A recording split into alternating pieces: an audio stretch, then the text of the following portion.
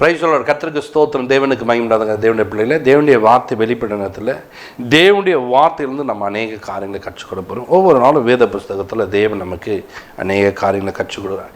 இந்த நாளில் கூட தேவ பிள்ளைகளாக இருக்க நாம் அநேக நேரங்களில் வேதத்தை வாசிக்கிறோம். வேதத்தினுடைய மகத்துவம் என்ன, வேதம் எதற்காக கொடுக்கப்படுகிறது, எல்லாவற்றையும் அறிந்து கொண்டு நாம் ஏன் நம்முடைய வாழ்க்கையில் அதை பயன்படுத்த மாட்டோம்? நம்முடைய வாழ்க்கையில் அதை பயன்படுத்தும் போது நாம் ஒரு பெரிய காரியங்களுக்கு ஆயத்தமாக்கப்பட முடியும், நிறைய காரியங்களை மாற்ற முடியும். ஹல்லேலூயா. இந்த நாளில் கூட வேதத்தில் எபேசியர் புஸ்தகத்தில் 6ஆம் அதிகாரத்தில் 13ஆம் வசனத்தை வாசிப்போம். ஆகையால் தீங்கு நாளிலே அவைகளை நீங்கள் எதிர்க்கவும் சகலத்தையும் செய்து முடிக்கிறவர்களாய் நிற்கவும் திராணியுள்ளவர்களாகும்படிக்கு தேவனுடைய சர்வாயுத வர்க்கத்தையும் எடுத்துக்கொள்ளுங்கள். ஹல்லேலூயா. இங்கே வேதத்தை வாசிக்கும். ஆகையால் தீங்கு நாளிலே அவைகளை, நீங்கள் தீங்கு நாட்களிலே அவைகளை நாம் மேற்கொள்ள வேண்டுமா? அவைகளை மேற்கொள்ளத்தக்கதாய் நம்மளை உருவாக்கி கொள்ள வேண்டுமா? அதற்கு தகுதி உள்ளவர்களாக எங்களை மாற்றிக்கொள்ளவும் தேவன் என்ன பண்ணுறாரு? ரெடியாக இருந்துக்கோ, எல்லாத்துக்கும் அதை கேட்டவனா நீ நின்றுக்கோ அப்படின்றாரு. இன்றைக்கி பாருங்கள், ஒரு காரியத்தில் ரெடியாக இருக்க சொல்லுவாங்க, செய்து பார்த்துட்டு நான் செஞ்சேன், அது நடக்கல. உன்னை ரெடியாக தானே இருக்க சொன்னேன், இது மாதிரி தானே இருக்க சொன்னேன், இதை வெட்டி தானே வைக்க சொன்னேன். அதுக்குள்ளே இல்லை, நான் சும்மா போட்டு அதை செய்யலான்னு பார்த்தேன், அது இது மாதிரி ஆயிடுச்சு. பாருங்கள், தேவன் நமக்கு என்ன கொடுத்தாரோ அதை செய்யணும். நீங்கள் என்ன பண்ணுமா? சகலத்தையும் முடிக்கத்தக்கதாக நிற்கவும், எல்லாவற்றையும் செய்து முடிக்கத்தக்கதாக ஒரு மனிதன் நிற்கக்கூடியவனாய் மாற்றிக்கொள்ளணும். நில்லுன்னு தான் சொன்னார், உன்னை செய்யின்னு சொல்லலை. நீங்கள் நின்றீங்கன்னா போதும், கர்த்தர் ஒரு பெரிய காரியத்தை செய்வார். அப்படி செய்யக்கூடிய தேவன் நம்மளோடு கூட இருக்கிறார். அதனால் தேவ பிள்ளைகளாக இருக்கிற நாம் ஒவ்வொரு நாளும் ஒவ்வொரு விஷயங்களையும் தேவனுக்கு உகந்த காரியங்களை செய்வதற்கு ஒரு நாளும் உங்களை நீங்கள் மாற்றிக்கொள்ள வேண்டும். பாருங்கள், ஆகையால் தீங்கு நாட்களிலே. அப்போ தீங்கு நாட்கள்னு சொன்னால் என்ன? தீங்கு நாட்களில் தேவன் என்ன செய்ய போகிறார்? அதை நாம் என்ன வேணுமா? சகலத்தையும் செய்து முடித்தவளாய் நிற்கக்கூடியவளாய் மாற வேண்டும். அப்படியாப்பட்ட திராணி உள்ளவளாக இருக்க வேண்டும் என்று வேதம் நம்மளை ட்ரைன் பண்ண சொல்கிறார். ட்ரைனிங் எடுங்க, அதை செய்து முடிங்க என்று சொல்லுகிறார். ஒரு தம்பியிடம் பேசிட்டு இருந்தேன். அந்த தம்பிக்கிட்ட பார்த்தீங்கன்னா அவங்க குடும்பத்தில் பல பிரச்சனை. அந்த பிரச்சனைக்கு நடுவில் அந்த தம்பி பாருங்கள், ஒன்றும் செய்ய முடியாதுன்னா என்ன பண்ணுறது, எங்கள் வாழ்க்கையில் எத்தனை பிரச்சனை வருது, அப்படி தான் இருக்கணும்னு. இல்லைப்பா, அதை எதிர்த்து நிற்கக்கூடியவன நீ மாறு, இப்படி ஜெபம் பண்ணு, இப்படி கடவுளை தேடுன்னு சொல்லி கொடுத்தேன். இன்றைக்கு நீங்கள் அப்படி உங்களை மாற்றிக்கொள்ளும் போது, உன் தாயோ உன் தகப்பனோ பலவீனப்பட்டிருந்தா, உன் குடும்பத்தில் உன் பிள்ளைகள் பலவீனப்பட்டிருந்தா, அவைகளை நீங்கள் மேற்கொள்ளக்கூடியவர்களாய் மாறிக்கொள்ள வேண்டும். அதற்கு உரியவர்களாய் நீங்கள் தகுதி உள்ளவர்களாய் உங்களை மாற்றிக்கொள்ள வேண்டும். அப்போ வேதம் என்ன சொல்லுது இங்கே பார்க்கும்போது பாருங்க, தீங்கு நாட்கள் எந்த காரியங்களை குறித்து தீங்கு நாட்கள் சொன்ன? அதுக்கு மேலே 12ஆம் வசனம் பாருங்க. ஏனெனில் மாம்சத்தோடும் இரத்தத்தோடும் அல்ல, மாம்சத்தோடும் இரத்தத்தோடும் அல்ல, துரைத்தனங்களோடும் அதிகாரங்களோடும் இப்பிரபஞ்சத்தின் அந்தகார லோகாதிபதிகளோடும் வான மண்டலங்களில் உள்ள பொல்லாத ஆவிகளின் சேனைகளோடும் நமக்கு போராட்டம் உண்டு. போராட்டம் உண்டு, நமக்கு போராட்டம் இருக்குது. டெய்லி போராட்டம் தான். எல்லாமே ஒரே போராட்டமா இருக்கு. அந்த பசங்களோட இந்த இவரோடு ஒரே போராட்டமாக இருக்குதுங்க, இவளோடு ஒரே போராட்டமாக. ஏங்க சும்மா போராட்டம் இருக்குன்னு தான் சொல்கிறேன், நீ என்ன திரும்ப திரும்ப அதே சொல்கிறது? போராட்டத்தை மேற்கொள்ளக்கூடியவனாய் உன்னை மாற்றிக்கொள்ள சொல்லி தேவன் கற்றுக் கொடுக்கிறார். சகலத்தையும் செய்து முடித்தவனாய், செய்யக்கூடியவனாய் உன்னை மாற்றிக்கொள், அப்படி உன்னை தகுதியுள்ளவனாய் மாற்றிக்கொள் என்று சொல்லுகிறார். இன்றைக்கு சும்மா போராட்டம் போராட்டம் போராட்டம், இவங்களாலேயே நான் இந்த வீட்டுக்குள்ளே இருக்க மாட்டேன் சொல்லி சொல்லி ஓடுரு, வீட்டை விட்டு ஓடுரு. வீட்டை விட்டு உடனே எங்கே இருப்ப? தெருவில் தான் போய் நிற்பேன். இன்றைக்கி நிறைய பேருடைய பேச்சு இப்படி தான். ஒரே பிரச்சனையாக இருக்குதுங்க இந்த வீட்டுக்குள்ளே. வாழ்த்தை விட செத்து பண்ண நலமாக இருக்குங்க. இந்த வார்த்தையை சொல்லி சொல்லி சொல்லி சொல்லி சொல்லி ஒரு சிலலாம் மறித்து போகிறார், ஒரு சில உயிரோடு செத்து பண்ணோம்னா மாறிடும். அதனால தான் எதுவுமே பேசலாம், கம்முன்னு தரேன். எதுக்குங்க வாய் கொடுத்தாரு? ஊரில் இருக்கவங்கள்ட்ட பேசிட்டு உங்கள் வீட்டுக்காரங்கிட்ட கம்முன்னு இருக்கிறதுக்கு வாய் கொடுத்துருக்காரு. உங்கள் வீட்டுக்காரர்கிட்ட தாங்க நீங்கள் அன்பாக பேச வேண்டும். உன் மனைவிடத்தில் தான் அன்பாக பேச வேண்டும். ஊரில் இருக்கவங்கலாம் சிரிச்சுட்டு வந்து உங்கள் வீட்டில் இருக்க சும்மா இருக்கிறதுக்கா? ஒரே போராட்டமாக நான் எதனா பேசினா போதும். ஏங்க உங்களை சகலத்தையும் செய்து முடிக்கத்தக்கணும் உன்னை திராணி உள்ள நிறுத்துன்னு சொல்கிறார். நீ நில்லு, அப்படி நில்லு, அப்படி உன்னை மாற்றிக்கன்னு சொல்கிறாரு. வசனங்களை கை கொண்டவர்களாய் மாறுங்கள், தேவனோடு கூட ஐக்கியப்படுங்க. அந்த வசனத்தை பார்க்கும்போது பாருங்கள் என்ன சொல்கிறாரு? மாம்சத்தோடு ரத்தத்தோடு மாத்திரம் நமக்கு போராட்டம் இல்லை, துரைத்தனங்களோடு இருக்கிறதாம், அதிகாரங்களோடு இருக்கிறதாம். கவனிச்சிங்களா? இன்னைக்கு போராட்டம் மாம்சத்தோடு ரத்தத்தோடு மாத்திரம் இல்லை, வீட்டில் இருக்க பிரச்சனைகளோடு மாத்திரம் இல்லை, துரைத்தனங்களோடு இருக்குது, அதிகாரங்களோடு இருக்குது, வான மண்டலங்களை கிரியை செய்கிற பொல்லாத ஆவிகளுடைய சேனைகள் கூட நமக்கு ஒரு போராட்டம் இருக்கிறதா. இவைகளை எல்லாம் எதிர்த்து நிற்கக்கூடிய ஒரு மனிதனாய் மாற வேண்டும். மாம்சத்தில் வந்த பிரச்சனைக்கே ஐயோ எனக்கு போராட்டம் போராட்டம் போராட்டம் போராட்டம் கத்தின்னு கிடக்குறேன். இப்போ உங்ககிட்ட ஆவியில் வந்துச்சுன்னா என்ன பண்ணுவேன்? அது எனக்கு எப்படிங்க தெரியும்? அதிகாரத்தில் வந்துச்சுன்னா என்ன பண்ணுவேன்? தெரியாது. துரைத்தனங்களோடு வந்து பொல்லாத ஆவியினுடைய சேனைகளோடு வந்து என்ன பண்ணுவேன்? அப்போ ஒவ்வொன்றும் ஒரு விதத்தில் பிரச்சனை. எது எந்த விதத்தில் பிரச்சனை பண்ணாலும் அவைகளை மேற்கொள்ள தேவன் எனக்கு அதிகாரம் கொடுத்துருக்கார். அல்லேலூயா. வசனம் சொல்லுது பாருங்க, உலகத்தில் உபத்திரம் உண்டு சொன்னாரா? சொன்னவர் சொல்றாரு, ஆனாலும் நீ என்ன பண்ண? திடன் கொள். அப்போ திடன் கொள்வதுனா என்ன? ஒரு தண்ணீரை பாருங்க, அப்படி ஊற்றுனாங்க அப்படியே சரன்னு ஓடினே இருக்கும். அது ஐஸ் கட்டியாக திடன் கொண்ட ஒரு பொருளாக மாறுச்சுன்னா அது எங்கே வைக்கிறோமோ அங்கே நிற்கும். ஒரு சொம்பு தண்ணி ஊற்றும்போது கடன் ஓடுந்து ஒரு ஐஸ் கட்டியாக மாறும்போது எந்த இடத்துல வைக்கிறோமோ அந்த இடத்துல நிற்குது. தேவன் சொல்கிறாரு திடன் கொள்ள சொல்லியிருக்கா. அப்போ என்ன பண்ணுவேன்? அந்த இடத்துல நின்று காட்டணும். இன்னைக்கு ஒரு பிரச்சனைன்னு சொன்னால், ஒரு போராட்டம் சொன்னால் அந்த இடத்த விட்டு ஓடத்துக்கு பார்க்கலாம். அங்கே நின்றுப்பார், அங்கே தான் நீ உயர்த்தப்படுவேன். அங்கே நின்றுப்பார், அங்கே தான் அவன் பிரச்சனை உன்னை விட்டு ஓட ஆரம்பிக்கும். அதனால தான் பிசாசுக்கு எதிர்த்து நில்லுங்கள், நில்லு, அப்போ தான் உன்னை விட்டு அவன் ஓடுவான். நீ என்ன பண்ணுற? ஒரே போராட்டமாக நீ அந்த வீட்டை விட்டு ஓடணும்னு பார்க்குற, அந்த ஊரை விட்டு ஓடணும்னு பார்க்குற. ஓடுறதுனால நஷ்டம் உனக்கு தான். நீங்கள் நிறைய பேர் தன்னுடைய சொந்த வீட்டெல்லாம் விற்றுட்டு ஓடி வந்துட்டு இருக்கவங்களாம் இருக்காங்க.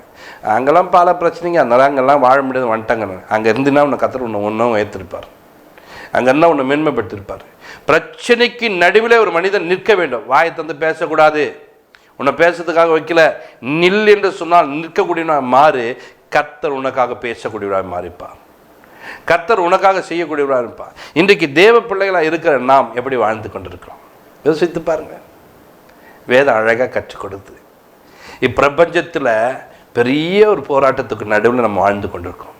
போராட்டம் உண்டு. அந்த போராட்டத்துக்குள்ளே இருக்கிற நீ தான் எப்படி வாழணும்? தேவனுக்கு பிரியமாய் வாழ்வதற்கு ஒவ்வொரு நாளும் முயற்சி பண்ண வேண்டும். ஒவ்வொரு நாளும் உங்களை ஆயத்தப்படுத்திக் கொள்ளும். ஒவ்வொரு நாளும் உங்களை அதற்குரிய தகுதிக்குரியவர்களாய் மாற்றிக்கொண்டு தேவனுக்கு பிரியமாய் நடக்கணும். அல்லேலூயா.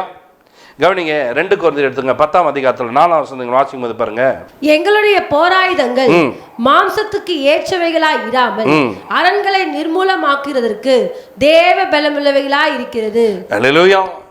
எங்களுடைய போராயுதங்கள், பவுல் சொல்றார் பாருங்க, நாங்க எங்களுடைய போராயுதங்களை பாருங்க மாம்சத்துக்கு ஏற்றவர்களாக இராமல். பாருங்க, நான் என்கிட்ட பேசியிருந்தான், என்கிட்ட மட்டும் வாய் என்ன அப்படி வாயை பிடிச்சி கிழிச்சிட்டு இருப்பேன். என்கிட்ட கையை நீட்டிருந்தான் கையை முறிச்சு போட்டிருப்பேன். எப்படி போராயுதம் பற்றி அவனுக்கு?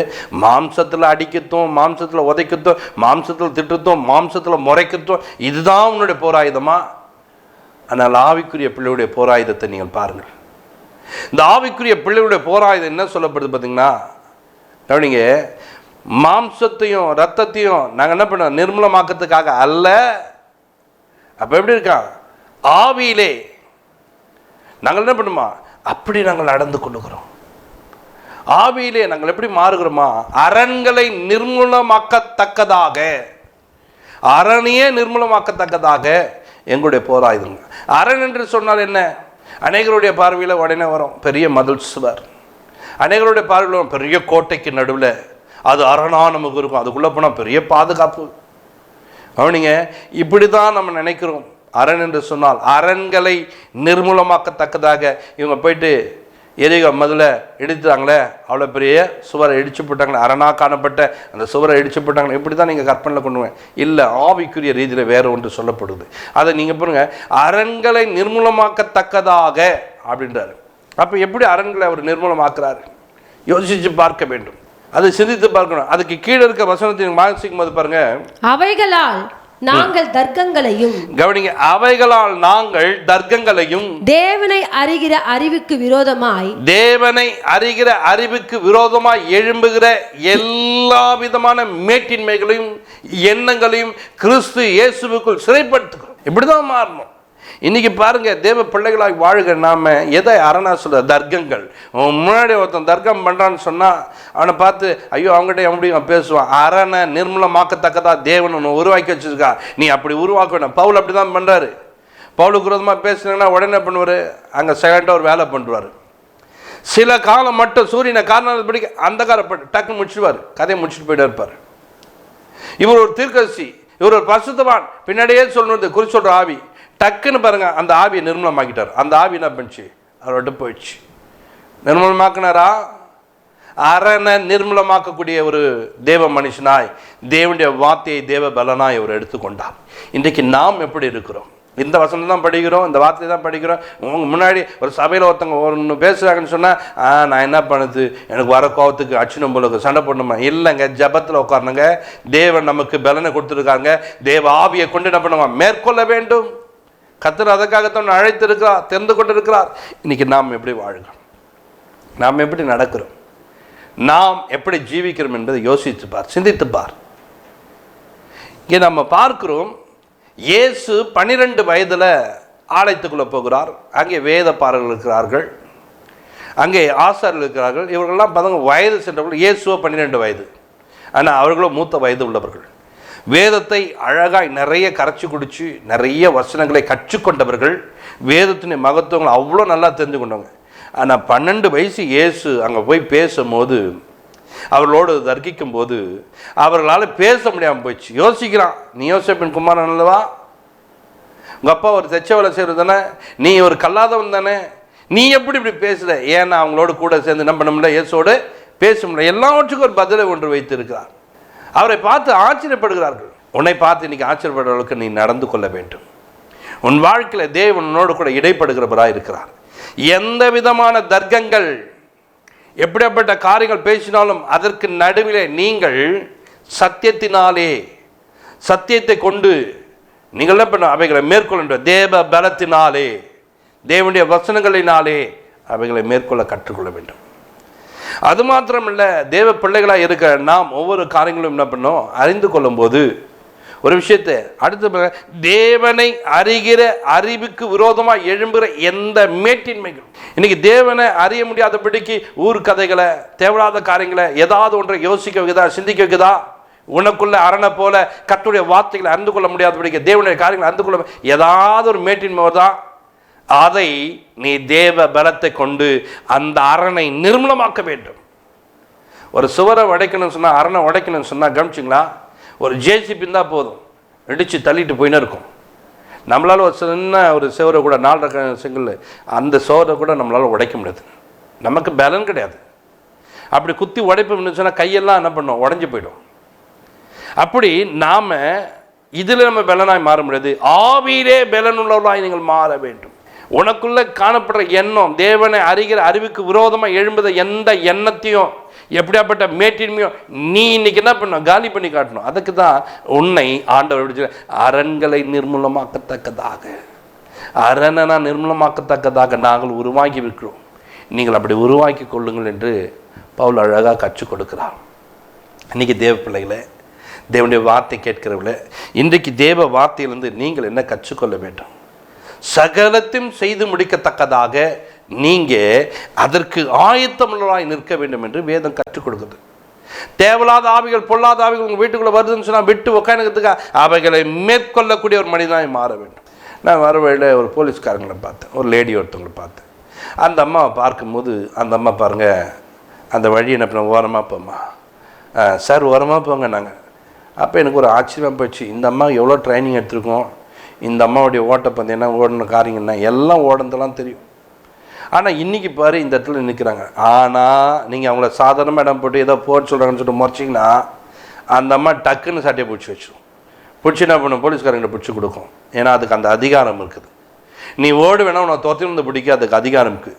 துப்பாக்கி கொடுத்தோம்னா துப்பாக்கி வச்சு சுடுறதுக்கு அதிகாரம் இருக்குது. ஏன்னா அதெல்லாம் ட்ரைனிங் எடுத்தவங்க தான் அங்கே சாதாரணமாக நிற்பாங்க. நம்முடைய தேவனும் அப்படித்தான். நம்மளை எப்படி வச்சுருக்கா தெரியுமா? எல்லாவற்றிலும் உன்னை உருவாக்கி கொள்ளு, நேரம் வர உன்னை நான் பயன்படுத்துவேன்னு சொல்கிறார். நேரம் வர உன்னை அங்கே என்ன பண்ண, அந்த ஆவிகளை துரத்த வைப்பேன்னு சொல்கிறார். உன் பக்கத்து வீட்டில் ஒருத்தன் வியாதிப்பட்டுனா அந்த பலவீனத்தை நீ தான் போக்க முடியும். உன் பக்கத்து வீட்டில் ஒருத்தன் கண்ணீரோடு இருக்கனா அந்த கண்ணீரை நீ தான் மாற்ற முடியும். உன்னை கொண்டு கர்த்தர் அதற்காகத்தான் வைத்திருக்கிறார். உன்னை அப்படி மாற்றிக்கொள், கர்த்தர் உன்னை ஆசீர்வதிப்பார். ஜெபிக்கலாம். பரலோக பிதாவே, நமக்கு நன்றி சொல்கிறோம். இப்போதும் அன்று பிள்ளைகள் அன்று கேட்டிருக்க சத்தியத்தின் பிரகாரம் தங்களை ஆயத்தம் படுத்தி கொண்டு தேவனுக்கு பிரியமாய் வாழ தேவன் தாமே ஒவ்வொருவரும் பயன்படுத்துவதற்காக நன்றி செலுத்துகிறோம். அன்றே சகலத்தையும் செய்து முடித்தவர்களாய் இவர்கள் தங்களை மாற்றிக்கொள்ள கர்த்தாவே உதவி செய்யும். இயேசு கிறிஸ்து மூலமாக ஜெபங்கள் இருக்க நல்ல பிதாவே, ஆமென். God bless you.